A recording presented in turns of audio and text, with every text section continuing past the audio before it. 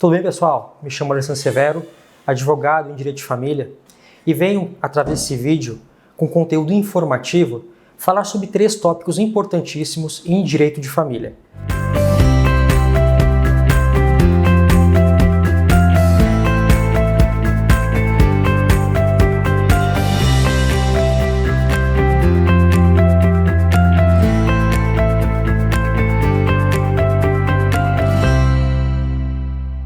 Como bem sabemos, estamos passando por uma crise gravíssima do coronavírus. Todas as áreas de todos os segmentos sofreram e ainda vão sofrer muitos ajustes até que a pandemia acabe.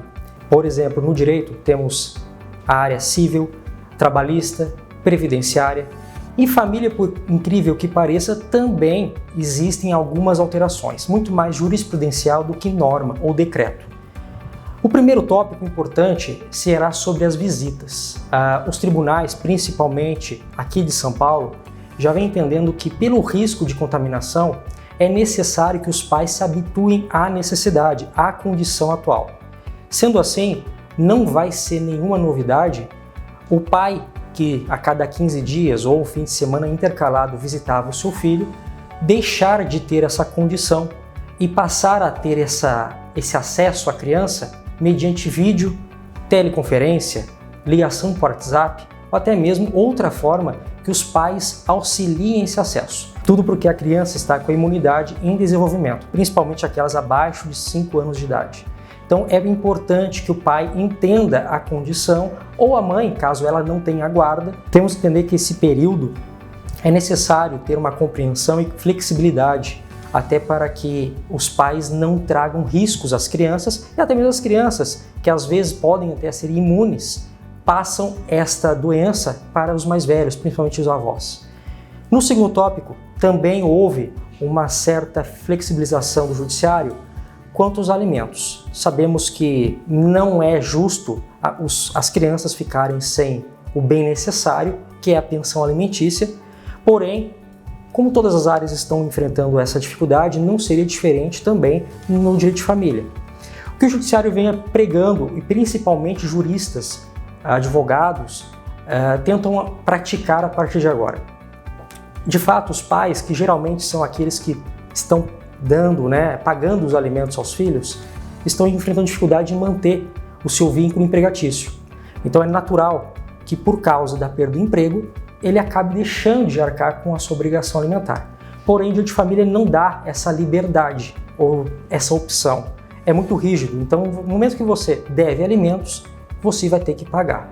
Porém, como a situação ela é extremamente nova, extremamente desconhecida, a gente entende que seja feito um acordo entre pai e mãe, formalizado em documento e protocolado nos autos que foram estabelecidos os alimentos.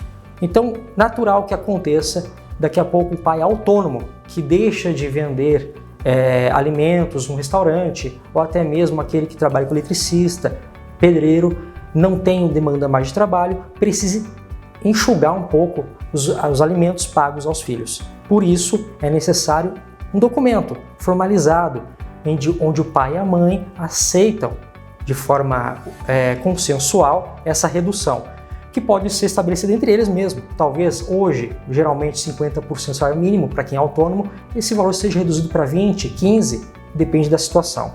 É necessário que todos se habituem à condição atual. Aqueles, claro, que possuem carteira assinada, é natural que, ao desconto ser realizado em folha de pagamento, a porcentagem se mantenha dentro do decréscimo do salário. Se ele recebia X e hoje recebe Y, os 30% será de Y. Então não vai alterar tanto assim a condição. No terceiro tópico, e para terminar essa breve informação, também existe uma alteração corriqueira no cumprimento de sentença, a famosa execução de alimentos. Se o pai não paga os alimentos dos 3 meses vencidos, geralmente antes do protocolo da demanda, ele vai ser preso, né? Ele tem que justificar se não vai pagar, o motivo que não vai pagar, e se já pagou, comprovar o pagamento dentro de 3 dias após a citação. E não comprovando, não justificando, é a prisão, que pode ser de até 90 dias. Bom, essa é a regra. Com a chegada do Covid, é necessário que também se tenha uma flexibilização neste assunto. Por isso, o Tribunal de São Paulo já vem antecipando a progressão ou a conversão deste regime, que geralmente é fechado. Passa então a ser em regime domiciliar. Então o pai, no caso, ele, sendo devedor da dívida, deixa de pagar a dívida através da prisão civil em regime fechado para ser em regime domiciliar. Sempre entendendo que esta medida é para ser cumprida rigidamente. Pois, se porventura o pai for visto em balada, em outras situações que fogem daquela prisão estabelecida pelo judiciário, ele vai ter que cumprir no regime fechado mesmo assim.